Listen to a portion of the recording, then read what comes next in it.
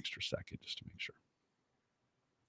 Hey, you've got this part of the video. You've got the live unedited edition Home Gadget Geeks Thursday night. It's April 17th. The second Erin, is tax day the 15th for you guys too, or is it just in the US? When's tax day for you guys? I think it's the 30th. 30th of April. I should really ask someone. Does Roger do the taxes for you guys, or no? How does that work? I hire someone. Oh, okay, that's good. Yeah, you probably have enough. Tax day was just here. It kind of came and went with all the other drama that's happening here in the United States. Tax day just didn't seem to be.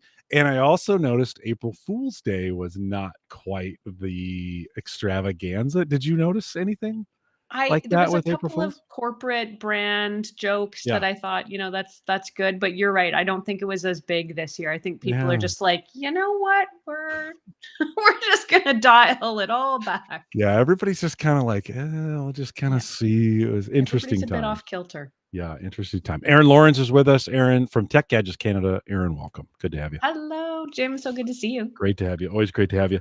Okay, we start with the beverage. You've picked a special one for tonight. What do you have? I did. I picked up a little Prosecco. Actually, I guess it's Brut. It's the Spanish style. But my husband was giggling at me because I was looking for the girliest drink I could find. So it has a glitter wrap on it. It's pink. And, it's in a bejeweled bottle. So I thought, hey, we'll celebrate Home Gadget Geeks tonight. You're right on. Right. So it's beautiful. I'm sure it'll be tasty, sweet. Right. Oh, listen to that. Oh, listen to the unwrapping on that. Right. That's like an unboxing. ASMR right there.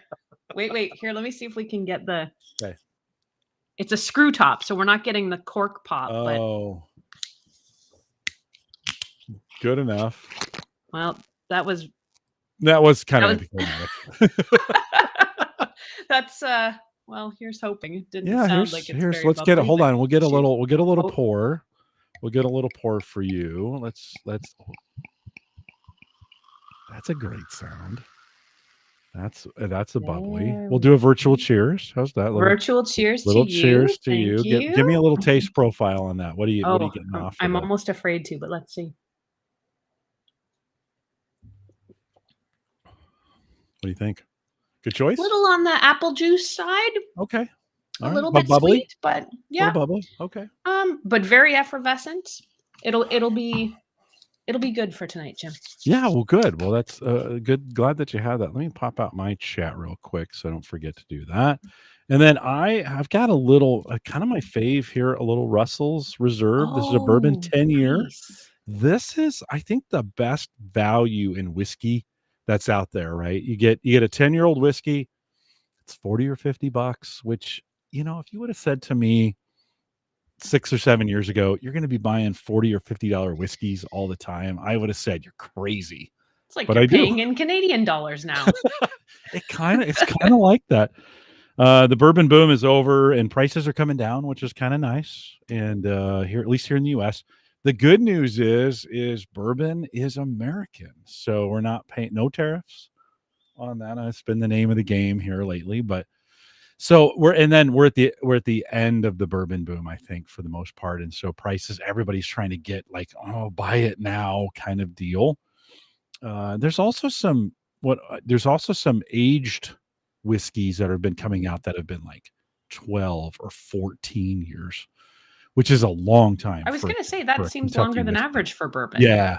For a Kentucky whiskey, or a Kentucky bourbon, that's a long time. I think we're going to, because things are slowing down, I think they're going to hold barrels. And then I think over the next 10 years, we're going to see some really good aged bourbon.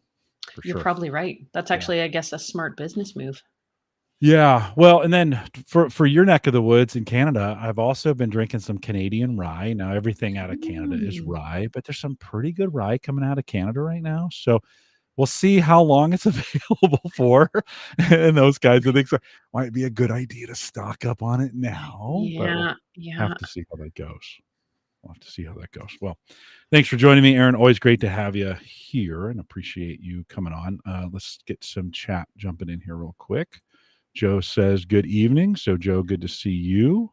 Oh, hold on. I didn't change let's do this for the show. I got a little lazy tonight. Oh. Yeah, I just didn't. I wasn't. Jim. I know. Not like you at all. I know. But we had some severe weather coming in. So I was watching the severe weather parts come in. So Joe's checking in. Joe, thanks for coming for tonight. Bob, good to see you. He also did say total ASMR on the live stream. Thanks, Bob. You bet. Happy Thursday as Dan Lefebvre is checking in. Good to see you, Dan. Brandon's checking in, says good evening. This might be, did you click? So we're actually live to your YouTube channel. Is that right? I think we are. This is the first Okay. time I think the first time I've used Restream. So it did give me an option. All right. So we could be live on my YouTube channel as Yeah. well. I'm not sure Okay. quite So how I check.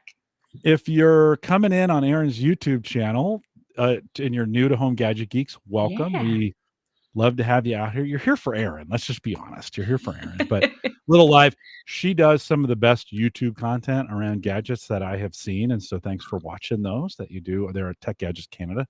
But she's great live as well. We get the best of Erin when she's live with us. So if you're joining off Erin's channel, thanks for coming out tonight. Thanks for being a part of that. And hang tight. We'll do a tight 60 or 65 minutes or so and some good conversation. And if you're new, you can jump in the chat. Brandon says correct. So I'm assuming we're live on your channel as well. So Brandon, thanks for checking in. Looks like we've got D. Julian is checking in as well. And then Bob says, yeah, live on both. So we're mixing Awesome. audiences Thanks, tonight. guys. Is that going to I work? love it. Yeah. Well, for those who are joining from my channel, you guys are going to love Jim. You've got to follow his podcast because he has really cool guests and talks about all kinds of really cool tech stuff. So yeah, I think this is going to be fun for both our audiences then. Yeah, it'll be fun. Hang out, ask your questions in chat. I'll be watching those as we come in. A chance for you to ask Erin questions as we do some of these things totally unscripted, completely. She's given me a couple links. We're just going to talk about some things, and we'd love to have you stay for that. So make sure you're jumping in chat. Home Gadget Geeks regular listeners, I know you'll be super kind to them. So I know you don't have to. I don't have to say that because you're the kindest audience in the world anyways. So thanks for coming in. So if you're, regardless of how you're doing that, and I like this Colorado, I love the emojis coming in on these comments. So appreciate you guys joining us. Brandon says, Erin, you'll have to send Jim an invitation to the Smart Home Creator Slack channel. Yeah, you guys will have to know. You guys learn a little bit from me. I'm not the most technical. I'm an interviewer. That's what I do. Not the most technical guy in the world, although I do probably more than most. So, okay, Erin, let's kick this thing off. Appreciate you coming out tonight. Yeah. Thanks for being here. Let me start this thing. This is the Average Guy Network, and you have found Home Gadget Geek, show number 643 with Erin Lawrence, recorded on April 17th, 2025. Here on Home Gadget Geeks, we cover all the favorite tech gadgets that find their way into your home. News, reviews, product updates, and conversation, all for the average tech guy. I'm your host, Jim Collison, broadcasting live from the AverageGuy.tv studios. Here in actually a severe weather warning. We've been having severe weather rolling through just over the last hour. Erin, I wasn't sure we were going to kind of make it on as maybe about 2 or 3 hours ago. The timing was just so that we thought it's going to happen right at the time, but tornadoes went to the north and to the south. You're here with me. All is well. Welcome to the show. Thank you, Jim. So good to be here. So good to talk to you, and always good to connect with your audience. They ask great questions, and it's always good to see what everybody's interested in. Yeah, good to have you here. The whole studio's backed up, got a battery backup, so we're fine. Even if I was thinking if the power went down, I could probably make it 45, 50, 60 minutes. I might even be able to do a whole show on that. But the good news is it just flickered a little bit, and I think we're going to be fine for the evening. Well, a couple things before we jump in here. Big thanks to our Patreon subscribers. If for those of you who support us every single month on Patreon, thank you for doing that. If you want to join that team, we just have one plan. It's super simple, $5 a month. Head out to theaverageguy.tv/Patreon. And then if you want to use our affiliate link, if you want to support the network, head out to theaverageguy.tv. In the upper right-hand corner, there's just a link you can click through. It'll take you to Amazon, automatically embed the cookie. Whatever you purchase there supports the network. Appreciate when you do that. Nothing more you need to do than that. Appreciate that if you do it. Big thanks to Marv B, who joined me last week. And we're going to have, I always appreciate Marv. We talked about the Florida Man games, which was kind of interesting. Mm. And so, Marv, thanks for coming in here. Erin Lawrence is joining me from Tech Gadgets Canada. Erin, how are you? It's been, well, we get you every couple months. So welcome back. Mhm. It's so good to be back. Yeah, I think we were last together in maybe December, maybe in the fall. Yeah, So something it's like that. it's been December, it's been a January. minute. Yeah, no, it's always good to have you. What's anything new in your world besides the stuff we're going to cover? Anything new in your world? Definitely. No. Nothing too exciting. It's been a busy season. Lots of reviews coming my way, lots to talk about, lots of new tech kind of rolling out in the months after CES, the big electronics show. So, yeah, I've just been trying to keep up on all my reviews and started doing some interesting content, which I think we're going to talk a little bit about too. So, Yeah. Yeah. spoiler or not Yeah. spoiler, teaser. It's coming up. It's coming up. Do you get a sense as you look at 2025 before we cover products, as you look at 2025, any trends you're seeing from the gadget space? Certainly, there may be a hurry to get some things done and covered, right? Are you seeing any trends associated with that as far as products go or lines of products, anything along those lines? I think smart home is still really huge. Things like, robot vacuums or smart lighting. I'm seeing a lot more smart lighting. I just finished a review. I think it just went up on the YouTube channel today, which is youtube.com/Erin Lawrence TV, about some smart solar stake lights. So if everybody's seen those solar stake lights that you can just, jam into your grass in your yard, and we all know they're practically disposable. They last a year or two and then they're done. But I found this brand that actually makes really durable, long-lasting lights, and they just came out with smart app controlled solar stake lights. Oh, So it takes all the simplicity and the wireless convenience of those lights, but adds full control and full color now. So those are called Link Kind solar stake lights. And so that's just like one development in the smart home game. The other thing I'm seeing a lot more now that's filling up my inbox, I would say, is robot lawnmowers. There's a lot of brands that are coming out with yeah. their own version of a robot lawnmower. And I think it's going to be, I kind of thought it was going to be big last year. I'm not sure everything was ready last year, so I think this could be the summer of the Yeah. robot lawnmower. Yeah, I think when you start hearing brands that you've never heard of before, right? That's like, okay, we're there. Everybody's coming out with one. I think it's time. I think, you've been using a robot lawnmower now for the last maybe 3 seasons, I want to say 2 or 3 seasons. I think That's so, yeah. another sign. Like we went from wired to just mapping, and they seem to be getting, and the prices have been dropping. Not Yes. a lot. I think you're still going to invest quite a bit to get Gavin Campbell, who is on the show. He'll be back on the show here in a couple weeks. He just got into a robot lawnmower. Of course, he's up there in Edmonton, and it's not quite lawn mowing season yet, so Right. he hasn't got to it yet. But I think we're seeing the prices moderating some or coming down some to be a little bit more reasonable. I think, and we're going to talk about robot lawnmowers here in a second, but I think and you could tell more than others. I think the features are getting more like every mower works kind of the same. They're all kind of doing similar stuff, and they're just kind of working. I don't know. Yeah. What would you say to that? Yeah, I think the technology has come a long way. You touched on wires. The very first two robot lawnmowers that I reviewed were wired. So you had to dig up part of your lawn, lay the cable, make sure it was, in exactly the right place or the bot couldn't get there. Um, but now we're going to talk a little bit about this, I think. But now all you have to do is sort of like drive the robot lawnmower around your yard, and that essentially delineates where the boundary is for it, and then you're done. So the setup and the time investment in getting started in a robot lawnmower, it used to be 2 or 3 days, I would say, is what I put into kind of digging up my lawn and laying that boundary wire. The last robot lawnmower I reviewed just a couple of weeks ago, I was set up and ready to cut my lawn in about 5 minutes. Let's jump in on that. I was going to go to something else, but since we're talking about it, on your YouTube channel, I've posted that. It's showing on the screen right now if you want to head out there right now. as Yeah. well. But you got a chance to look at this, do they say Ecovac or talk a little bit about, Ecovacs, yeah, yes. okay. Talk a little bit about this more.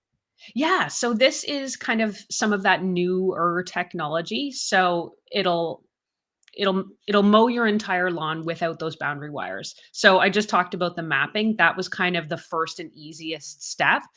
There's all kinds of other technology packed in here too. It'll now cut in straight rows. Mhm. So the Ecovacs robot that I reviewed is called the A2500 RTK model. And RTK is, let me get this again, real time kinematic, I think. And what it essentially does is it connects to satellite with a little pod or puck that you put on a stake near the robot, and it kind of satellite geolocates where your bot is so that it can figure out exactly where it is. And now you've told it through the mapping process what shape your lawn is. So it can actually mow, one week it'll mow your lawn east west, and then the following week it'll mow it north south. So you don't get Oh, those ruts developing. yeah, yeah. So that's just another example of some of the pretty intense technology that's available to consumers in a gadget like this. Do I was always afraid of, when you think about doing satellite, that I always haven't been the most accurate, like, Mm. on the ground, watching out for objects, those kinds of things always seem to be the safest. Are you comfortable with satellite kind of that kind of mapping? Does it do a pretty good job? It really does. I mean, I had some video that I took of it for my review, which is on the YouTube channel. Yeah. But it's almost dead straight and in perfect rows. And the other thing it'll do is you've sort of delineated your yard size and shape as part of the app. So it's kind of got it drawn out there for you. So it'll actually show you where it has been, and you can see how very straight the mows run or the rows run. So it's pretty amazing technology. Now, this is you controlling on the screen right now. You controlling the mower on its first go around. It seemed a little like the lines were a little shaky. Does that matter at all? I mean, That's you would think you almost need a controller, like a game controller to do Yeah. this. Well, Is and that that's okay? exactly what it was. So you Yeah. essentially load up this joystick as part of the app, and you'll drive the robot around the edges of your yard. And it was my first time doing it. I'm also not a gamer. Like, using a joystick for anything these days is not my forte. So the lines did come out pretty, I'll say, wobbly. It wasn't like perfectly straight edges. And for the most part, it didn't matter, because one of the other features that a robot lawnmower like this Ecovacs A2500 has is you can tell it whether or not to nose over the edge of that boundary. So you don't have to worry about trimming the edges. If you don't want it going over those edges because maybe you've got a drop off, then you can tell it to just stay kind of inside the lines. The other thing I found, I did have a drop off on one side of the lawn where if I had the bot set to kind of go right to the edges, it was slipping off that edge. But the other thing you can do is just go in there, you drive the bot over to the problem area, and you kind of mark it out with the Mm, robot and then mhm. tell it that's a no-go area, and then it just won't go there again. So again, that took me, 5 minutes to draw out that boundary, and then I never had problems again with it slipping off Okay. the little ledge. Do you feel like it kinda learns too as it goes? If there's some spaces that it's difficult to get into, it'll mark those. You're showing that on the screen right now. You Mhm. put a barrier in its way. It's gonna go around it. Does it remember those kinds of things? I don't think it remembers them, but it does Okay. have pretty intense object recognition and avoidance. So it'll recognize people, it'll recognize pets, it can recognize objects. I want to say it was bigger than 10 centimeters. So a tennis ball, probably not, but something bigger. I had a little pylon out there to test it with, and it definitely, you can see it almost recognizing that it's coming up to something. So it'll slow, and then it won't even really nudge it. It'll just kind of get right up close to it and then back away, turn around and go in another direction. So it's pretty clever that way. Did you find like one of the things, robot lawnmower technology has been these little blades. And like from the Yes. beginning of time, they've been these like almost like razor blades. I'm Exactly. assuming this is something like that as well. And there's got to be some safety to that, right? You don't want a Mm. big. I was going to build my own lawnmower. In fact, my regular listeners from time to time are like, "Hey, when's that lawnmower going to come out?" Right? And I was going to repurpose an old. I had an old from maybe 10 years ago, an old battery operated Black and Decker that had a lead acid battery in it back before we saw the lithium ion stuff that we see today. I was gonna try and convert that into a robot lawnmower of sort, just kinda build my own DIY. Now, there's some problems with that when you think about that big blade spinning. Mhm. Now the picture we're seeing right now, this is a pretty big device. You're able to handle it okay, but still the same blade technology as far as mowing the lawn with little tiny blades? Yes and no. With Yeah, this one in particular, it's got what I think they refer to as a dual blade array. So most robot lawnmowers that I've had the chance to test have just kind of a disc underneath. And there's usually three or four blades attached to that disc, and they spin, and that's what cuts the lawn for you. This one kind of goes a little bit further. It gives you a bit more cutting power, a bit more cutting area with those two dual discs, and there's three blades on each disc. They are those smaller blades. And I was really surprised actually at how effective that is. You look at those blades because Jim's right, they are the size of, razor blades, yeah. but it's incredibly effective. I mean, they're spinning really fast. There's two of these arrays. So it seems to be quite effective and it can cut, oh gosh, I forget off the top of my head now, but it's somewhere in the neighborhood of, 1.5 inches up to 4 inches, depending on how long or short you like your grass. Yeah, yeah, and certainly always one of those things you wanna mow more frequently than less because you don't want that to get away from you. I sometimes watch videos. There's a whole genre of YouTube videos of lawn mowing Yeah. professionals, right, who go in and there's something, satisfying about watching them trim and mow, right, kinda thing. Not a robot lawnmower's place though, right? To go into an overgrown lawn. Have you gotten to a point where maybe the grass has gotten a little too long and for whatever you were trying to mow it with, it couldn't handle it?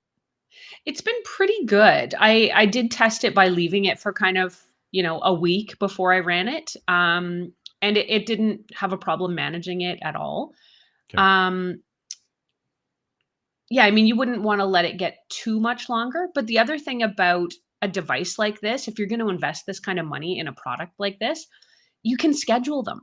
So anytime I use a robot lawnmower, I schedule it to cut the grass overnight every other night. Yeah. So the lawn never looks like it's growing. And if people are out there thinking like you're cutting the grass in the middle of the night, don't your neighbors hate you? No, they do not, because these mowers run completely silently. Yeah. So, I mean, you can be sitting right next to a lawnmower like this running and you won't hear a peep, you won't hear a thing. So, I've found that to be really effective is just send it out every other night.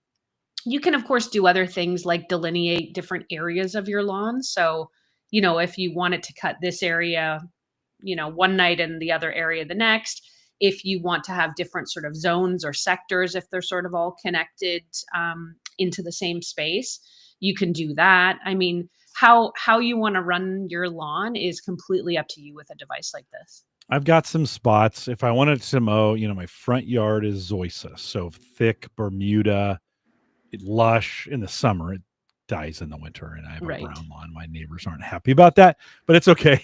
They get over it.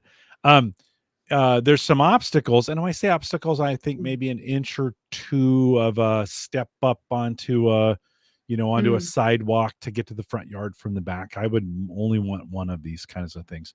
Do you think you were showing in your video? You were showing the wheels have gotten pretty big. This one's got Mhm. some treads on it to kind of get some grip for your average, maybe inch, half an inch to an inch. Oh, what is that? 3 centimeters to 7 centimeters. Sorry about that. Jump up, like, so to speak. Do you think a mower like this could handle that, or is it going to get stuck on a ledge for a sidewalk, so to speak? That's a good question. I have a pretty flat yard, Yeah. so we didn't have any steps or anything like that. I know the mower's tires are really chunky and they've got, like almost 3/4 inch grips on every tire. So it has no problem negotiating hillier lawns. I'm not quite sure what would happen though if it were sort of like sidewalks and steps or like big, if you've got a sidewalk that's heaved, what might happen with that.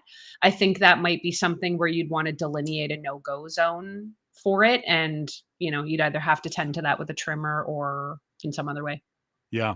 Couple comments coming in from the chat room. So Brandon, he had to take off, but he did say before he left, agreed 100% of this year, 100% this year is the year of robot lawnmowers. And I think, yeah, maybe he might be right. Yarbo, which has also been in this space, right? Developing, and you see those things online and you kind of think the size of your mower, they're actually Mhm. big because they drive snow blowers and they drive Yeah. you right, they kinda drive other those are pretty big pieces of equipment Mhm. that are out there. Um, one of the we were talking about well, Bob said, Bob said, "Yeah, no more having circular or irregular, lawn Yes. lines." I was gonna ask you, so you could go, you could go one direction and go the other. Would it let you cut diagonally as well? Because that's what I like to do. I go Oh, one way and then I go the other, and then on the third one I go diagonally, and then on the fourth right. one I go opposite diagonal. Right. Could you set something like that up? I didn't actually check for diagonal. That's an Yeah, interesting question. yeah, that's the I mean, real lawn. but Those with are the the real lawn satellite mowers. positioning, in theory, it would Yeah, know how to do it. yeah, So, yeah. I'll have to ask That would my I would friends at love Ecovac. those 4 positions to, that seems to be every 3 days, Yeah. mow it in those 3 direct okay, but every time you talk about a robot lawnmower, what about the Poopalak? I can't even say it. Poopalak. Apocalypse? I can't say it. Yeah, the dog do, so to Yeah. speak. How does that work? You had a dog. You showed that in your video. Yeah. Yeah, we've got 2, and they are always, leaving presents for us in the yard. Um, you do have to keep the yard picked up with a robot like this. Which we do. The great thing about this mower in particular, the Ecovacs A2500, similar to other ones I've reviewed, they're washable. I mean, you can hit them with the hose and clean them off if they do run into something they shouldn't. It doesn't tend to gum up the blades or anything. It'll usually just kind of muck up the front bumper of the robot or it gets caught in the wheels. But like I said, I've dealt with that. I've cleaned it, a quick hit with the hose and the water gun, and it actually cleans up fairly easily. It is you have dogs. You're used to Yeah. those, right? That doesn't for you, you're like, "That's fine." Quick tech reviews says in chat, "That's why I love my crabgrass weed lawn, stays green."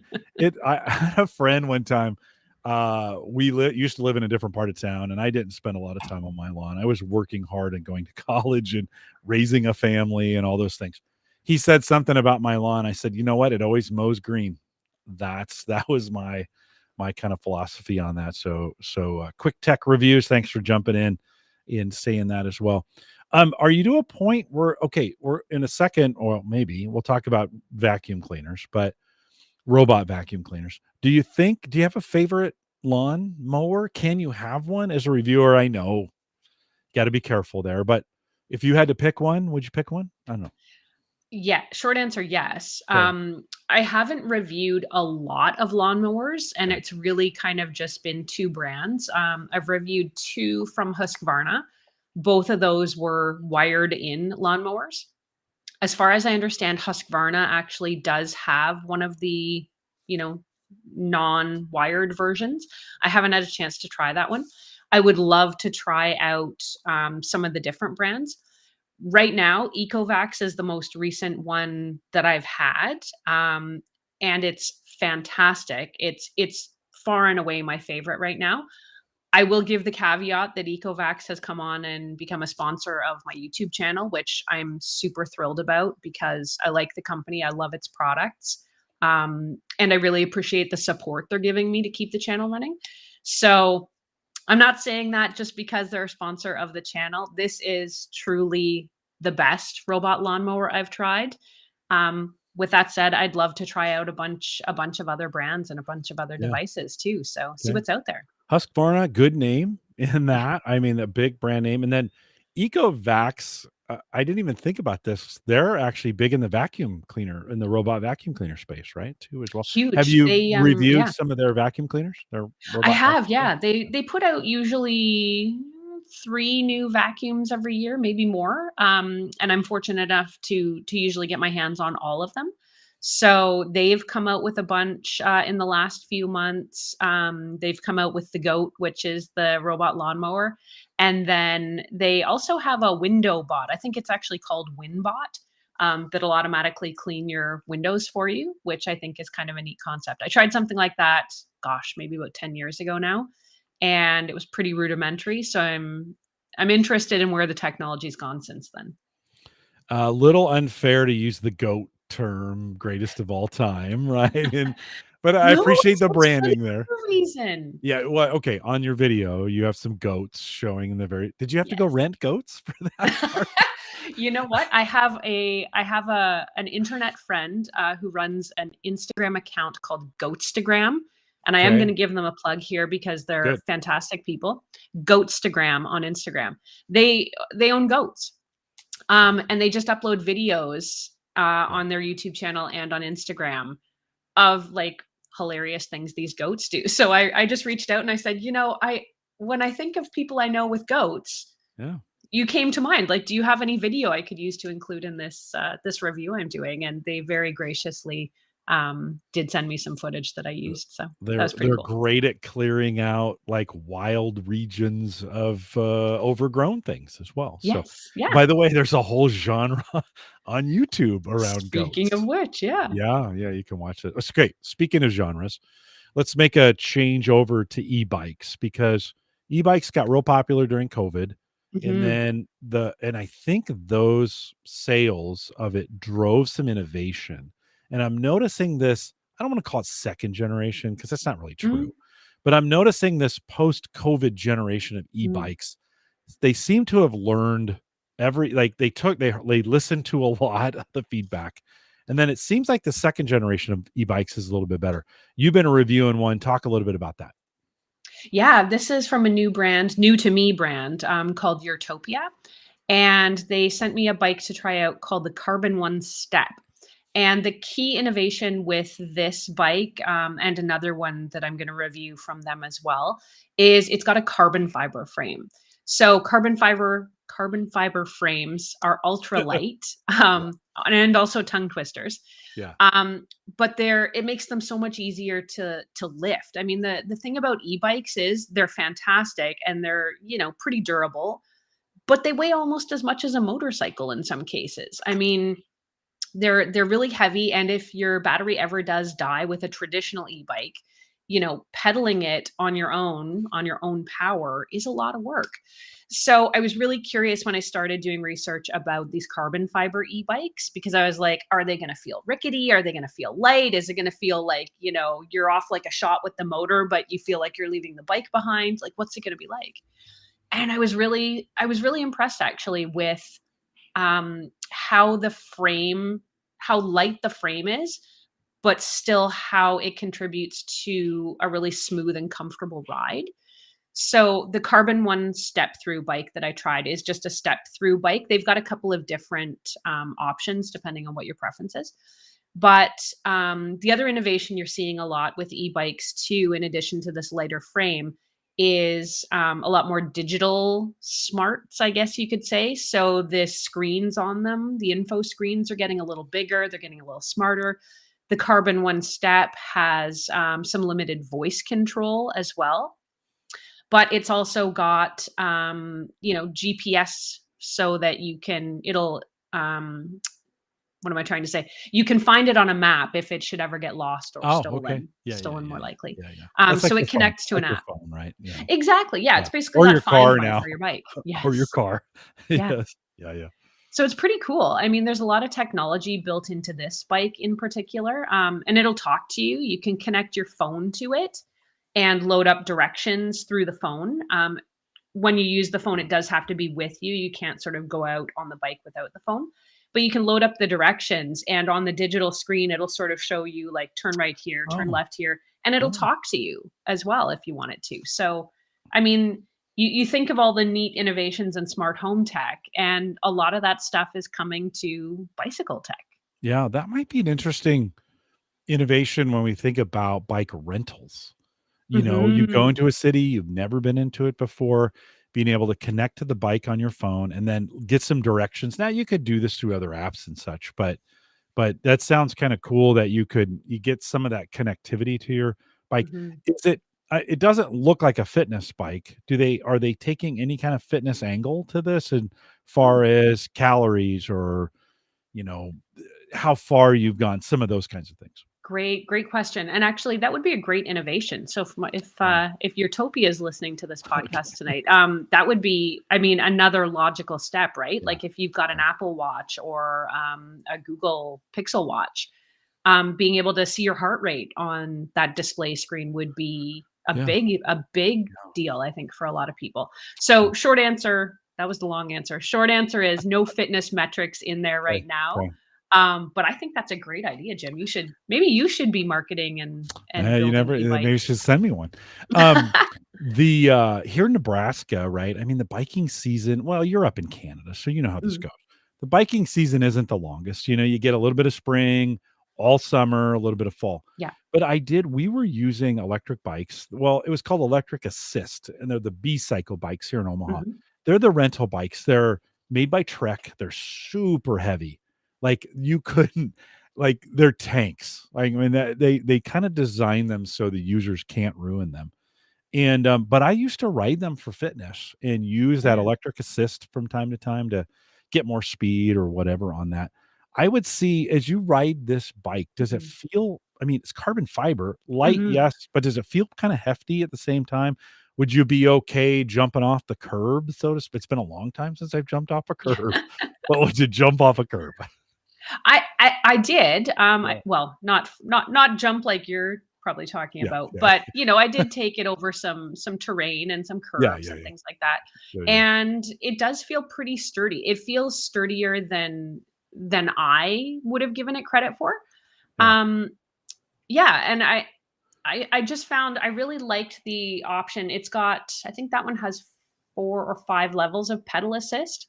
So depending on how much of a workout you wanna give yourself, you can kind of dial it up or down, and the pedal assist, kind of like the name suggests, if anyone, isn't familiar with the technology, um, you can adjust how much, help the motor gives you based on Yeah. how hard you're pedaling. So that's kind of another neat feature too. If you want just a little bit of help because you want more of a workout, you can do that. If you want all the help in the world because you're going up a really big hill, as happens to me, you can have that too.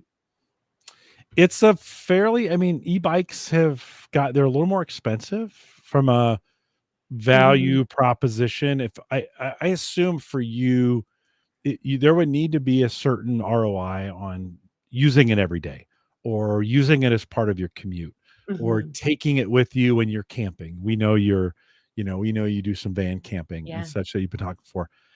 From a pricing standpoint, does it feel like for you this would be a good thing to put on the back of the RV or to have at home for some basic commuting maybe? Yeah, I mean, I think so. The other thing that Utopia in particular has is, and I've just wrapped the review on this. It's going to go up on the YouTube channel in the next day or so if it's not there already. Is they've got a smaller frame cargo bike. So if you do have the need to, carry a few things to work, or you want to go out and get the groceries to be able maybe justify having something like this a little more, a cargo bike is another way you can go. Yeah. The one I tried out also has that ultralight carbon frame. So, and you can put baskets, and trays on the front and or the back. So there's plenty of room to carry. I think the one that I'm finishing now, it's called the Utopia Joy, can carry up to 330 Oh, pounds total. So I mean, it can carry a big person yeah. and a bunch of gear. So I think with something like that, if you could just take your bike to the market, take your bike to the store, and you didn't have to go in the car, I mean, it's great exercise, it's good for the planet, all of that stuff, and it might justify the price tag for a lot of people. There's a question in chat. I think it's a good one. Let me see if I get. Oh, why a second account on this? How can you generate fitness metrics if you aren't pedaling? Now, okay, with an e-bike, talk a Mm, little bit about you rode this. Certainly you do pedal some, but there are times it's been a while yeah. since I've ridden a modern electric bike. Can you go full no pedaling on this thing and it'll completely power itself? And how's that experience and how much range do you get? Yeah, you can do both depending on the bike. With the Carbon One, the Utopia Carbon One step, there's no throttle on that, so you do need to always be pedaling at some time. And having that lighter frame makes that a bit easier. The other bike that I'm reviewing from them, the Utopia Joy model, does have a throttle. So with that one, I mean, you can just use the throttle to go wherever you want to go. So in that case, I mean, no, you're not getting much in the way of fitness metrics. But with another bike that might not come with a throttle, you will always have to be pedaling at some point. And I think to something else you said, you can turn all of the power assistance right off on these bikes too. So if you do want to use it more as a regular bike to give yourself a bit of a workout, you can do that too. On their webpage, they talk about the long range up to 80 miles, about 750 watts of power on Mhm. that. I would think for a commuter bike, I'm thinking, okay, so I live in Nebraska. We're not the most bike friendly state. Right. Like we actually go back and forth. We actually had a bike path put in on our main Mm. avenue out of Bellevue into Omaha, and then they took it away. They were like, not enough people used it, right? Yeah. We're in that phase where we're going back and forth kind of deal on it. So they took it away pretty fast. I could get to work from where I live. It's 10 miles to where I work. And I could get to work on a bike. In fact, in 10 years ago, I used to just take a regular bike to work from time and I do it as a workout. We have a fitness center and a shower facility Mhm. like at work. So I could bike in, shower before work and get it done. Do you feel like on a 10-mile ride on a bike like this with the assistance or even full time, could I get in without breaking a sweat? I mean, could I shower before, ride the bike in and get it done on like on a 10 or 15-mile journey You in? absolutely could do that. I Okay. tested the bike out on a 10-mile loop. Granted, it was mostly flat, but I mean, you really don't have to do anything. You can work as hard or as not hard as you want. So I think, yeah, if you've got a bike with that extra power assistance or with a throttle, I mean, Yeah. yeah, there'd be no Okay. reason for you to break a sweat. Yeah. I go back and forth. We're talking about a $1,500 US dollars, 1,500 to $2,000 investment. Mhm. Cheaper than a moped, Mhm. but still not. I mean, I could probably get a good mountain bike for 1,000. So Mhm. that's, you're kind of in between those two. Just for me, it's always that toss up. And then Yeah. the weather, right? I mean, Yes. I'm not Southern California where Yeah. it's nice 364 days out of the year where you could bike all the time. So I kind of go back and forth on that. That's been, Mm. for me, I'd want a bike for fitness, but man, it would be kinda nice to be able to on a nice Mhm. day, like today, okay, these are temperatures in Fahrenheit. When I went into work, it was 61 with a light jacket, 61 degrees Fahrenheit. Yeah. That'd have been a nice light jacket bike in morning, especially on a bike like this. It was 80 some, let's say 79. Again, really nice to bike home, especially if I'm not pedaling. So, if I could I would probably get, I don't know, maybe 15 to 25 days a year where I could do that. I don't know. It's hard to justify it for that short of a time period, right? Sometimes, So I don't know. For me, those are the real ramifications. Nebraska is not the most bike friendly environment at times, Yeah. right? It's Where not you it's would not New York City, which, no. could Do you be think very New York different. City is bike friendly? Do you think Well, it'd have to be, wouldn't it? I I I don't know actually. I mean, Yeah. it's certainly like distance-wise, it's possible. I know, with all the traffic there, it might not be the safest Yeah. environment. If Y anybody knows, has well, biked in New York, I'd love to hear. you're up in Canada. Would you feel as you think about Vancouver or Alberta or Calgary, where you're at, are those bike-friendly cities in the north? We're Vancouver, certainly. Vancouver, Yeah. Yeah. has taken big strides towards being very bike friendly.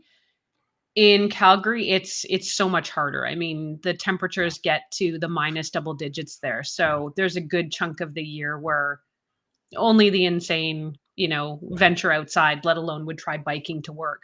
Yeah, Plus with the snow, I mean, you'd have to have really good snow tires. yeah, yeah, With that said, we're kind of doing the same thing I think you were, where we're trying to be a little more bike friendly and trying to create that environment where we can be a more bike friendly city in Calgary in particular. And I don't know that people are embracing it fully. yeah, Certainly yeah, some diehards are, but yeah. I mean, what's that saying? If you build it, they will come. Yeah. Yeah, or if necessity, if necessity is there or gas gets really expensive, it always cracks me up whenever, and we're not in that situation now, but when gas prices go way up, all of a sudden biking becomes a real popular thing to Mhm. do again. Everybody's like, Or when "Huh," cars get or really mopeds. expensive. Yeah. Yeah. Yeah, who knows? Who knows where we'll be with that? I think, I think we're on the backside of all the, innovation on bicycles. And Mm. so right now may be a good time to think about if you were doing that. They were real popular, hard to find for a while during the pandemic. The prices went way Mhm. up for a while. I'm getting the feeling when we're talking about e-bikes, the excitement is down a little bit. And of course, I'm always looking for a good deal. And so I would Yeah. encourage folks as you're looking, now might be nobody's talking about them right now. Now may be a great time to get that done. Okay, let's shift gears a little bit. You spent some time Hey. reviewing some Beats headphones. We have both a speaker and some, this seems to be the never ending, dilemma of what do I stick in my ears? Like how does it have does it have a microphone hanging out in it? Is it am I going with an Apple device? Am I doing something from Samsung? Talk a little bit about these Beats, Power Beats Pro 2s. Yeah, Power Beats Pro 2, these were about 10 years in the making or so, the folks at Beats told me. The first one came out almost exactly 10 years ago, and I guess people were asking for, when is your sports headphone going to re-innovate? When are you gonna come out with a new version? Because there was a few problems that people had with the original. So, 10 years on, they came out with the version 2, and these are definitely a sport-focused, earbud, I guess you could call them. They're made with hooks that will hook over your ear to keep them in place. Um, but Beats did a really good job sizing them down substantially from the original version. So they shaved off a bunch of weight, a bunch of thickness from them, so they're really light. They're actually quite comfortable. I'm not generally a fan of those ear hook earbuds, Yeah. Yeah. but I found these were I forgot I was wearing them after a while. And I did take them to the gym over a couple of weeks and, did all kinds of interesting exercises and tried to shake them, and they hold really well. So I thought it was actually a really good build quality for these. And the sound quality was what really surprised me. I kind of I assume maybe like some of you out there that, sports headphones are for the sport thing is first, right? Like they've got to be secure, they've got to be waterproof, they got to be durable if you drop them. And I thought maybe sound quality would come third or fourth in that list, but these have killer sound quality. They sound really good. So I was surprised to find that these are actually a total package when it comes to earbuds.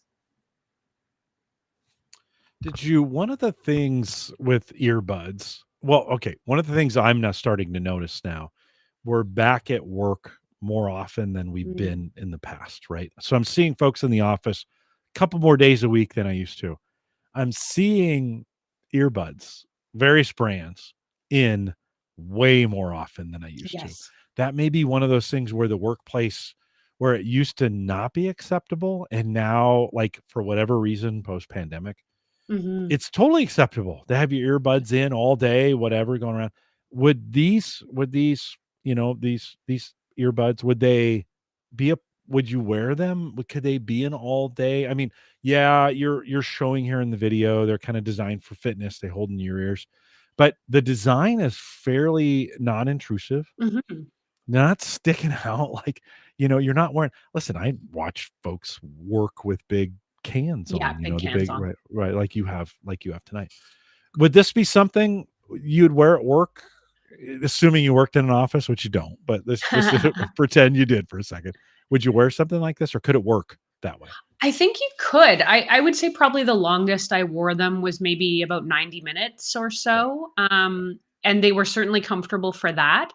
Are they 8 hours comfortable? Gosh, I mean, I don't know that any headphone is. I mean, even the Apple AirPods Max they lean on you after a while, Yeah, so I yeah, think you yeah. need a break, but to your point, I think a lot of people started wearing earbuds after the pandemic because we all got used to working at home where it's quiet and you can sort of control the environment. And now that people are back in offices with distractions and phone calls and people eating next to you and all of that stuff, it's almost like people don't handle it as well. So they want something to block out the noise and the distractions. So I'm hearing a lot about noise cancellation being a real key factor in a lot of headphones when people are shopping. Yeah, I'm just noticing this generation that's coming into the workforce is way more comfortable, and I don't care if they've got headphones on Mm. when they're working, but they're way more comfortable, it's kinda blocking out those distractions. We have work environments that are much more open than they used to be. We used to have offices, or Yes. you'd be in a cube, high cubes. Those, cubes all came down and the offices kinda disappeared, Yep. right, in some regard. Collaborative work now. Yeah. Yeah, well, in way back in the day, right, there was a company called Earbuds, and I got big Mm. into those because they make these really nice. I'm still wearing a set. I have to go on eBay to find them. Like, they're hard to find now, right? Because they got bought by I forgot who they got bought by, and then they got put out of business. They stopped making Oh. these, but they basically make these covers that go over the headphone piece that are very, very comfortable in your ears. And I've live Mm. streamed for 4 or 5 hours Yeah. with them in, right? I was a little disappointed when they got kind of discontinued. I think we can do this.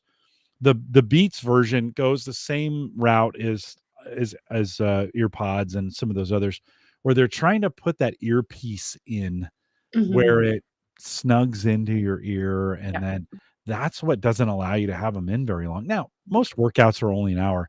The earbuds were designed for triathletes who would be training for 4 or Oh, 5 right. hours at a time, right, kinda thing. So I'm a little disappointed we never got back to that, 'cause I would love to have an earpiece I could put in and leave in all day. Do these Mhm. have I know the Apple version has some audio pass-through, right, where it Mhm. Yep. actually brings the audio in and passes it in to you and sounds good. Do these have any kinda audio pass-through? How does that work at all if you have them in, hearing other people? They do actually. Some companies call it hear through, some companies call Yeah, it ambient mode, but it's yeah, basically the mhm, ability to pass that yeah, audio through so whatever's happening around you, you can hear. yeah. The Power Beats Pro 2 have that. And I actually found that the pass through sounds a lot more natural than a lot of headphones do. Anybody who's ever tried to use that pass through or that hear through, sometimes it can come with a real hiss or Mhm. almost an echo or a really hollow sound. So it just sounds very artificial, like, yes, it's coming through my headphones. But I found that these were a lot more natural. So it didn't really seem like I had anything between me and the Yeah, sound around me. And then of course, you can just press a button and you're back into full noise yeah, cancellation mode if you want yeah. to. So it's an easy switch as well. You've had both the Apple, and then as you think about the Beats, preference on either one? Are there situations where you use one and not the other? They're they're pretty similar. I mean, Apple owns Beats now, so I'll use Oh, something like yeah, yeah, I yeah, did not know that. they Alright, yeah, do, yeah, yeah. So and actually that's the good to know. technology that you use to connect with them is almost identical to pairing any Apple device, so it's kind of seamless pairing. You don't, with an iPhone, use a separate app for the Power Beats Pro like you would if you, have an Android phone. So they've kind of taken that whole Apple seamless connectivity, one ecosystem thing and applied it for a lot of the Beats products. So that's kind of nice. But at the same time, if you're an Android user, you still get almost all the full spectrum of all the features as well. Okay. That's interesting that they would still continue with their, they've got the AirPod. No, what do they call the ones you put in your ears? Yeah, Earpods? AirPods. AirPods Yeah, Pro or whatever, and still run the Beats line. That yeah. I mean, listen, the brand is so strong on Beats. They're very different, Um, and they're very different products. They really are. yeah, that's true. Well, because it's over the ear, right? It kind of holds that in where the other ones are just sit in your ears, Mhm, and, mhm. and Yeah. maybe are designed for a different day. One of the things over the last couple months, I ran the Trek Up the Tower here in Omaha, which is Oh, a good for you. vertical mile experience. So 11 times up, 40 flights for. It was a listen. Wow. It's a lot more glamorous. It sounds a lot more glamorous than it was. I don't I know think I about glamorous, Jim, but I'm I think I impressed. blacked out a couple times during it. During the training of that, though, we would be in stairwells for hours working out Yeah. to get the stairwell in. One of the things I brought was I bought a Bose. I actually got this as a Mhm. gift. The kind of the Bose. These things are actually super handy to have. Yeah. Bose makes it's super solid. I Yeah, swear I could durable. hurt somebody with this thing, Is that the right? Revolve? Yes, it is the Yeah, Revolve. that's a Yeah. fantastic speaker. Amazing speaker, does a great job. You recently reviewed the Beats Pill, though. How do you think it sounds like you've seen both. How does it compare Mm. to that? And as you're reviewing these, I mean, come on, it's just an outdoor speaker, but Yeah. how'd that work? It's pretty high end. It was really impressive. I love the design of it. It's a really sexy speaker. If that's something you're looking for, if the looks are important as much as the sound. And I mean, it's a fairly small speaker. It's I don't know, like small-ish, Yeah. but really portable, light, and it cranks. It was really powerful. I gained really good sound quality. I've been really impressed with a lot of the stuff that I've been trying out from Beats in the last couple of months. I haven't been a big Beats user, and I haven't had a chance to test a lot of things before kind of earlier this year. So I've been finding that I'm really becoming a fan of the brand.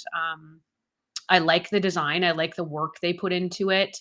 It kind of the Beats Pill speaker in particular does everything you need to. It's got seamless pairing with your Apple devices. You can use the Beats app if you're Android.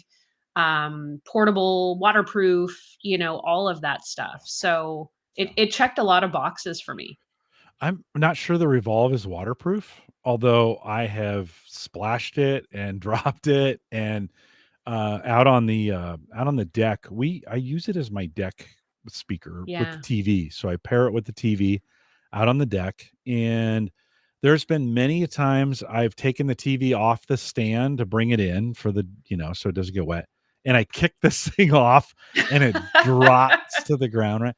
Do you Yeah. feel like you get that same kind of durability? I mean, I know they're waterproof. You get that because listen, in a workout or an outdoor space, these things are awesome to be able you just grab Mhm. them. The battery Yeah. life lasts a long time. You can just throw them down and you got sound, pair them with a phone and you got sound around you. How'd you feel about the durability of the Yeah. Beats? This one, just the way that it looks and, I mean, Yeah. it kind of it feels substantial, but it looks delicate, and just the way, like, with the curves and kind of the lines on something like this, I wasn't super comfortable trying to drop it. But with that said, I mean, it's got a silicone wrap on it. It feels pretty. We get some more ASMR in here. Yeah. It feels Yeah. pretty durable. Yeah. Um, so I'm pretty confident. I didn't test it out, but I do feel pretty confident that it would be fairly Okay. durable. Yeah, I would think so. I would think so. That's one of those things. What do you remember the retail on that? How much is that retail? I do not.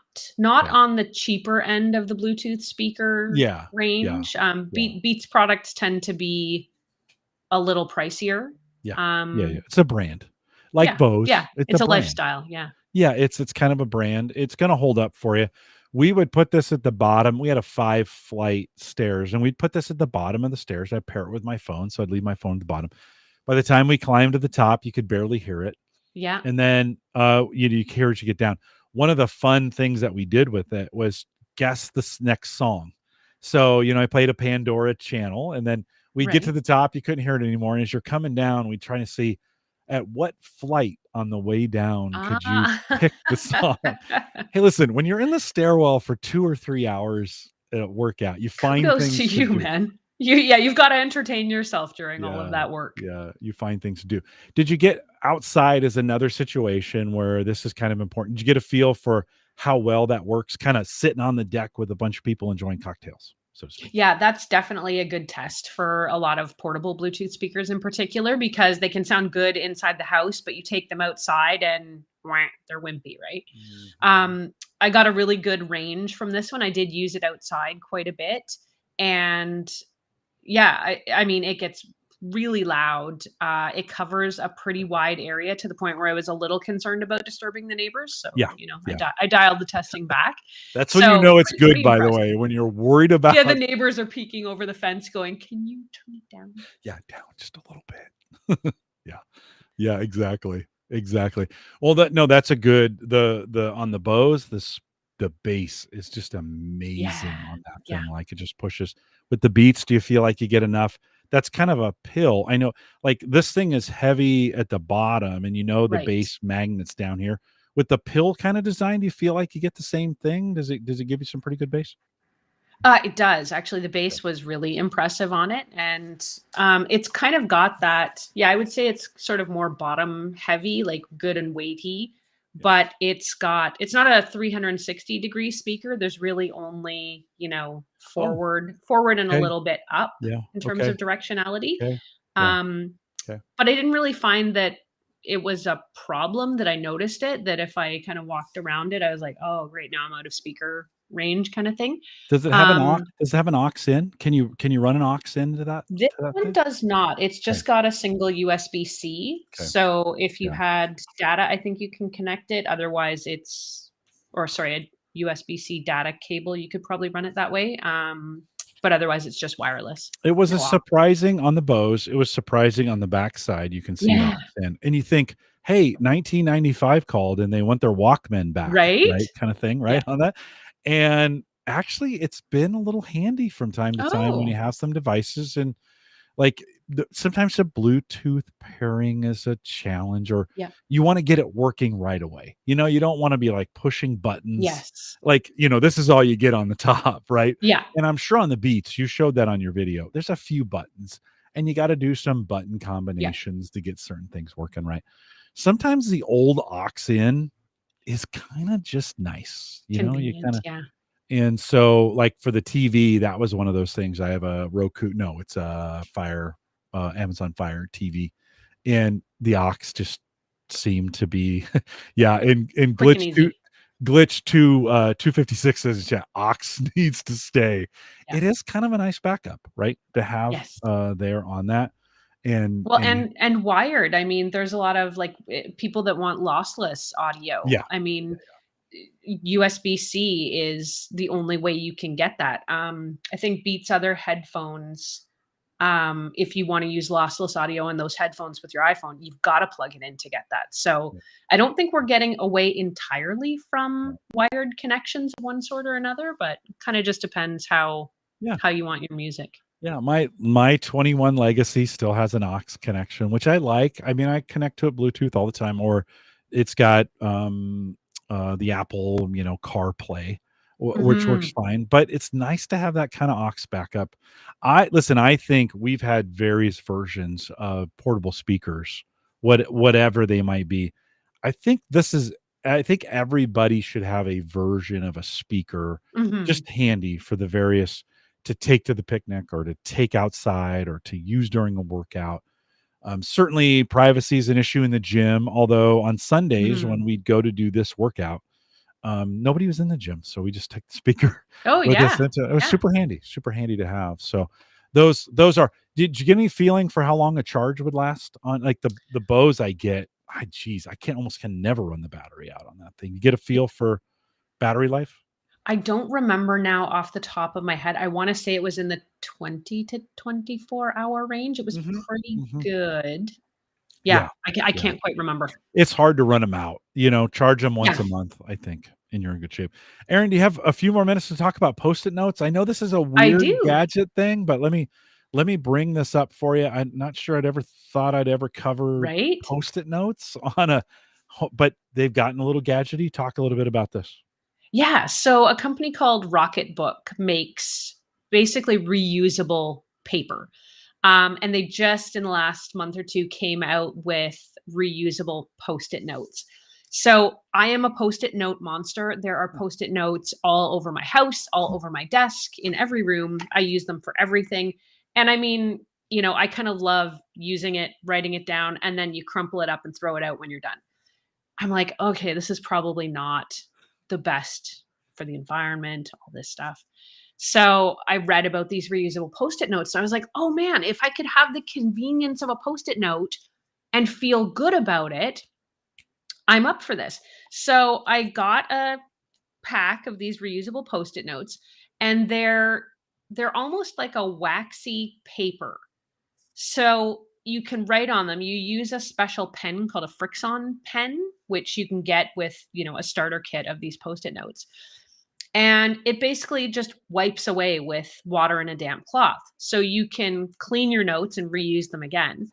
But of course, this being tech and technology focused, you can do things like snap a photo of the note and have it digitize it for you.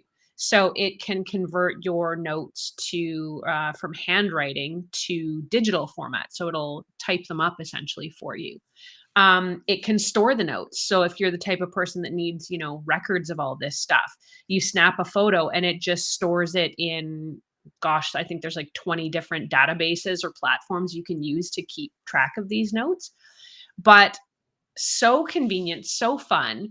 They have a sticky back, which I was like, okay, well, how's this going to work? Like, how long is the sticky back going to last? You wash it, you wipe it down. If it stops becoming sticky, you wipe the Oh, back and really? it's sticky like new again. That's crazy. I was blown away. Yeah. They work really, really well. I had such a fun time with the Wow. reusable sticky notes. Yeah. Do you think okay, so nothing can last forever, but how Mhm. many wipes do you think you could get on the stickiness before that? And if it gets dirty, Mm. do you think that's a problem, or will wiping the dirt out of it help? I don't know, any I thoughts? think I think you can the sticky back, I think as long as you can get off what's on there, I Okay. think it Okay. should last for a while. But Okay. you're right. I mean, even the stickiest Yeah. stuff is Yeah. probably gonna wear out after a while. I Yeah. mean, at that point, you've essentially just got note paper. And I'm trying to remember how many notes came in a pack. I mean, it's a good amount of notes. It was far more than I needed. So, you know, if you run out or if it sort of outlives its lifespan, you could certainly replace it and pull in some other notes. QR code in the corner, is that what I'm Yeah, seeing there? And are those yeah, all unique so that you can kind of manage the notes, so to speak? exactly. So it'll recognize it, and you can. The other thing about these, which I thought was cool, is they're searchable. So I mean, you can upload all of the notes by Yeah. taking a picture of them with the QR code, and then everything is searchable again. So you can always get access to it. One of the problems I did find with these notes in particular is some of them, the backing, it's almost so sticky, it's hard to peel the backing cleanly away without, Yeah. peeling it apart. You're kinda Um, showing that right now on the video for folks who are watching yeah, the video it here, I happened a think, yeah. couple times, not with every Yeah. note. Maybe it's a bad batch of a couple notes, but that was Yeah. that was one of the minor downsides I found with them. A lot of folks, I'm a little bit older than you, you're a little bit younger than me. A lot of folks in our age bracket still like to write. I'm not sure Yeah. Gen Z or Gen Alpha that's coming behind them. I wonder how they will see these, like, we find writing is still kind of a therapeutic, Mm, like, go-to. Like, I yeah. still listen, I can take 1,000 digital notes where I Yes. write stuff down. Just doesn't stick like grabbing a notebook Writing it down, yeah. and writing it down, right? Do you feel like this is a bridge, or do you feel like Mm, there may be a market for this even among Gen Z, Gen Alpha, the Gen Alpha is high school kids at this point. yeah. If for from a writing standpoint? That's a really good question because I mean, when you and I were in school, we were writing in binders and duotangs and on three hole paper, right?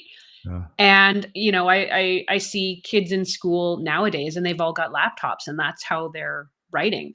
I'm with you though, that I find if I can write something down, it helps me remember it. I actually think there's brain research out there that says that is helpful. Yeah. Does it translate to if I type it on a computer screen, I'll also remember it? I Yeah. don't know. That's a good question.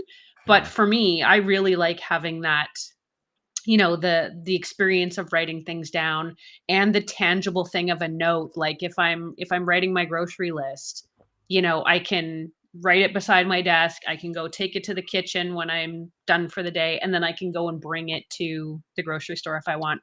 And yes, Yeah. I know people are out there going, well, if you type it into your phone, you'll Mhm. have it wherever you are, and that is Yeah. also true. So No, that's to true as each well. their own. Yeah, whatever, I think whatever works. Like, Yeah. we shouldn't shame each other. Like, if you're still No, writing notes down or if you're we on your should not phone all shame. the time doing it. Or if you make coffee and drink it the next day. I Oh, mean, we should just not shame each other for whatever our preferences are. Aaron, I thought we were past that. I was gonna mention it again. Thought we were It's all past I've that. got on you, Jim. It really is. You've been waiting, like, a year to drop That's a that good one on me. callback, though. Come It on. is a good that was an that's maybe the best callback I've ever had in the 15 years I've been doing We're gonna have to podcasting, so explain for those I joining from know. my audience who may not They know. don't know. Yeah, they don't know that I like to brew coffee on Saturdays, and then sometimes Sunday mornings in the perk, I take the thing, put it back in the cup, and just rewarm it. And Aaron wasn't quite okay with that. And then I said the word patina on the coffee maker. She didn't like that word either. Well, we've come full Oh, we circle have we have. yeah, we've come full circle on that as well. I have to say on these sticky notes, just one last note. Yeah. We have a 32 wine, a wine rack that holds 32 bottles of wine. And we bought that during the pandemic time because we were drinking a lot of wine, right? And we're like, okay, if we're going to continue to do this, let's have a place we can buy it in bulk, get a better deal on it Mhm. and stack it. So we started doing that, and of course, I can't take it just that far. Then I got to organize it in some way, and I want to know when I go buy it, how do we buy it efficiently so we're getting the best Right. deal on wine. In a lot of places when you buy wine, you can get a discount if you buy a certain number or more. Typically that's a case or 12 here in the United States. Mhm. And so we actually built not a spreadsheet, but a piece of paper that has it's got a Okay. grid on it, and it's Yeah. got the different type of wines that belong in that, and then you can cover the spots that are empty and then take a picture of it and take it with you when you're going to the wine store, right? We just did this Then in the last month. then you never forget it. Yeah. Yeah, you don't Makes sense. it's no, it's a quick way of doing it. I was thinking about these digital notes. That might be another nice way to take the pad because they have the Post-it notes, but I think they've got right. This is from Rocketbook, right? Yes. And Rocketbook has all kinds of different setups on this. Yeah. And that might be a perfect setup I never thought about this until you brought it up. Rocketbook might be make one of those, stick it on the fridge, then you could check those things off and it would mean certain things and it would show up in a certain place Definitely. when I go to look at it, right? Yep. Yeah. Absolutely. Yeah, you should totally check that out. Might be the easy solution, easy and fun and tech forward solution that you've been looking for. Yeah. Well, we went back and forth between like, do we put labels on the wine rack Mhm. so you know what's supposed to be in that place and you can do a Right. quick inventory when you get down there? Or do we just do we put a paper inventory next to it? And we actually thought about printing some pages because, we probably buy wine once every 3 or 4 weeks. So it's not Mhm. like a lot, you're talking 12 a year. That's not a Right. lot of pieces of paper. Well, we kind of came up with No, this fair enough. laminated. Yeah, we kind of came up with this laminated. Okay, this is what it should be. Now we have all these sticky things on the fridge you can put on there to cover the spaces. And if you want, you can take a picture of it, or you can just look at it, make a list, send it to whoever. It's usually me Mhm. who does the shopping, and send it to that person. Lucky you. And yeah, no, it's kind of like doing. I'm the art of the deal. I like getting Yeah, you are. deals. Unfortunately, so Erin, thank you. What's coming up? You got anything that you want to highlight coming up there at techgadgetscanada.com? Yeah, I've got a bunch of car reviews on the go. Oh, wait a I minute. Really? Yep. You're getting big time. I like that. Yeah, It's nice. man, there is so much technology in automobiles right now. Yeah, It is yeah. just kind of a natural crossover. I just wrapped a review of the 2025 Honda Pilot family SUV. So that is up on the channel, youtube.com/Erin Lawrence TV. And I just today returned a Rivian R1S. Okay. I was super excited to check out a Rivian vehicle. They're very rare in Canada, much more ubiquitous down in the US. Yep. Yep. But man, did I have a cool experience. Now, with that said, I will tease the fact that I think Rivian was pretty cheap when it came to a few aspects of the vehicle. Um, but there is a lot of luxury to love, and I had a really interesting experience with the R1S. Okay. So that, and then I've got a Hyundai I'm taking out next week. Nice. So also Nice. hoping to get into a Mazda in the next 4 to 6 weeks too. So yeah, Wow. so there'll definitely be Okay. a bunch of car reviews coming up on the channel and some other things like appliances. I've got an Echo Show 15, the new generation of that is coming up. Yeah, it's always busy here in the tech Oh, gadgets yeah. kitchen. So No, right on. Ed Sullivan, who I meet with every week, he always says, he said to me last week, "So when am I gonna buy?" He knew you were coming on the show. it's a robot "What lawnmower, Ed. what is Aaron gonna make me buy?" And, yeah, he does kinda need a robot lawnmower, I think. I think so. I wonder how that I wanna he picked up the Cadillac EV, Oh, and wow. so and he talked about, we had him on a couple weeks ago, and he talked about the Rivian. That was one of Mhm. the Rivian, BMW, he talked about the Yep. Audi, the various EVs that were on there, Honda and such, although Honda doesn't have a great EV. Um, Yeah. yeah, so we talked a little bit about that. It'll be interesting to keep up with you. If folks wanna follow you, my folks or any folks listening here, what's the best way to do that? Where should they find you? Yeah, I mean, start at the YouTube channel. That's youtube.com/Erin Lawrence TV, or just search Erin Lawrence on YouTube. I think I'm near the top of the search window. That's the best place. You can also always find me at techgadgetsinternational.com, which is the website. I've been updating the website a little slower in the last few months than anything else. And Instagram. I'm at Erin LYYC on Instagram, so you can usually see what's going on there. But first and foremost, most of the content goes straight to YouTube, Yeah. and that's generally the best place to link up. I will have that link very top or close to the top there at theaverageguy.tv when we post the show. So HGG 643 if you want to join us out there to get that link. And I see on Twitter all the time. I'm not a big Twitter guy, but I have my, for whatever reason it comes up in my browser tab every day and I view it. And you show up all the time there. It's an Mm. easy way. I would say make sure you're following Erin on her YouTube channel. Make sure you subscribe to it. Make sure you click the bell so you get all the stuff that shows up there. And you do some great videos. So Erin, thanks for Thanks, Jim. Thanks so doing much. what you're doing. Hey, as I close this up, I'm going to let you go because technically you're on vacation. So we're going to let you run and I'll Thank close the you. show up. Erin, as always, thank you for being a good friend of the network. Thanks for being a good friend for Home Gadget Geeks. And thanks for being my friend. Always great to have you Oh, on Jim, here. you're so sweet. It's Yeah. always so much fun being on the podcast with you and hearing what you're excited about and learning about what's up with you.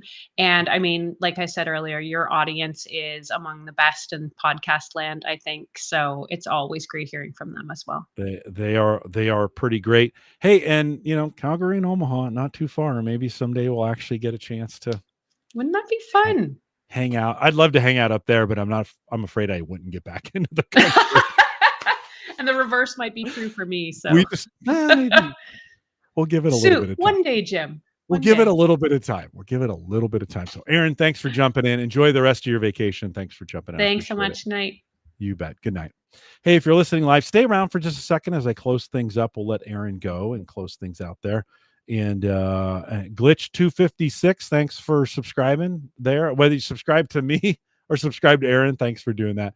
Appreciate. She joins us, by the way, well, about once a quarter or so, and jumps in with the stuff that she's doing. So if you've joined her from her channel, this is the first time on Restream that I have had a guest enable their channel, and worked out really well. So thanks for joining us tonight. If you're listening on that, thanks for coming in. If you're a regular listener to the podcast, first of all, if you're coming in on that channel, you can find me, theaverageguy.tv. All the stuff that we do is over there. You want to subscribe, YouTube stuff, you can do all those. You know how to do that. If you're here, you know how to get that done. But appreciate you doing that. It's a fun, friendly community. If you want to join our Discord group, it's not too busy. It's super nice. We do tech deals. You can ask tech questions. You can join us in that Discord group, theaverageguy.tv/Discord. If you want to join the Patreon group, it's theaverageguy.tv/Patreon. Appreciate that. The averageguy.tv platform, both web and media hosting, powered by Maple Grove Partners. Get secure, reliable, high-speed hosting, both web and media hosting. If you're a podcaster, it's the best deal in town. Plan's still at $10. Christian has not given in to inflation. You should take advantage of it. I'm not lying. $10 a month, web and media hosting. He does a bang-up job over there. MapleGrovePartners.com. If you got any feedback for me, you can always send me an email, jim@theaverageguy.tv. Thanks for coming out tonight. For our regular listeners, for our new listeners, Glitch 265, I saw Why a Second Channel jumping in. I love the handles. Bob checked in. I saw who did I see a little bit earlier in there? Brandon was checking in as well. Saw Joe. Ken let me know he's in Taiwan doing some spring break. Thanks for coming out tonight. Appreciate you guys. Appreciate you being here. Appreciate you guys listening. And Erin, appreciate you being on the show. We are live every Thursday, 8 p.m. Central, 9 Eastern, although that's going to change. Okay. So if you're a regular listener or podcast listener, we're moving it to 7. I don't know exactly when that'll all take place, but starting here pretty quick, we'll be moving the live show 7 p.m. I got enough feedback. Everybody was like, love 7 p.m. That's Central, 8 Eastern. So we're going to make that change. I'll figure out as the hosts come on, as my guests come on, I'll ask them, hey, can we do this at 7? And so we'll be moving the show. But we are live every Thursday, soon to be 7 p.m. Right now, 8 p.m. Central, 9 Eastern. I heard theaverageguy.tv/live. Appreciate you guys coming out and being a part of the show. Appreciate all that you do. Happy Easter this weekend to anyone who celebrates that big deal in a lot of places. So happy Easter to you if you're doing that this weekend. And I think with that, we'll say goodbye, everybody. All right, friends, for the few of you left, good to see some of you jumping in here. Glitch 256, thanks for jumping in there. I appreciate that. Making some comments.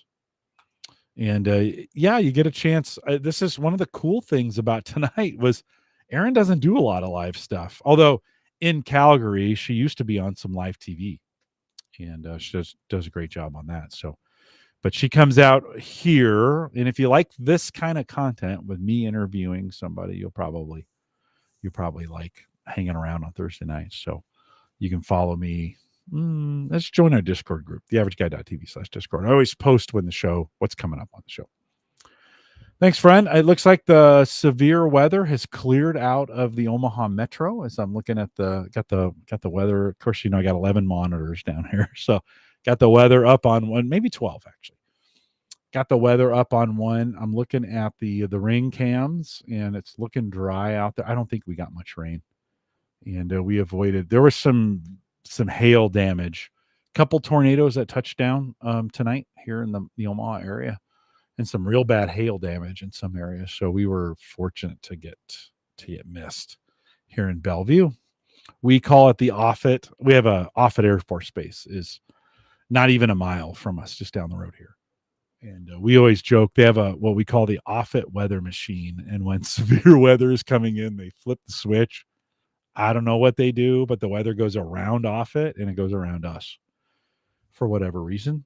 And it does look like a little bit farther east, they continue to have some severe weather. So we were glad to not have to deal with it tonight. Thanks for joining me. Thanks for being around. Erin, thanks again for joining us. I'll catch you guys next week. Oh, I didn't mention this. If you're listening live here, if you want to join next week, Mike Uyghur is back next week. You'll want to join me for that one. Good to catch up with him. Ed Sullivan is coming back. He bought that new Cadillac, and he'll talk about the accessories that he bought with it. That's coming. Gavin Campbell, the week after that, will be joining us with some. He changes 100 amp service to a 200 amp service, and there's a bunch of technology that goes into that. He's a gadget guy, so there'll be some of that. The 15th of May, you're going to want to join us for the big barbecue and grill show. Mark Robson is here. It's going to be dynamite. Don't come hungry, for sure. Lots of stuff going there. And then I've got actually a play-in episode. Doug Milburn is going to be joining us. We're going to be talking about AI. I'll be recording that earlier in the month, and in bringing him in. I think I'll be recording that on May 5th, and we'll bring him, playing that into the episode. So I'll be here. You can join us live. We'll play the interview. I'll be here. We can still talk about it if you want to do it that way. TJ Huddleston is joining me on the 29th, and then Kevin Schoonover back on June 6th. So we got a full slate of shows. Love to have you here. Appreciate you coming out. I think with that, I'll say goodbye. You guys have a great week.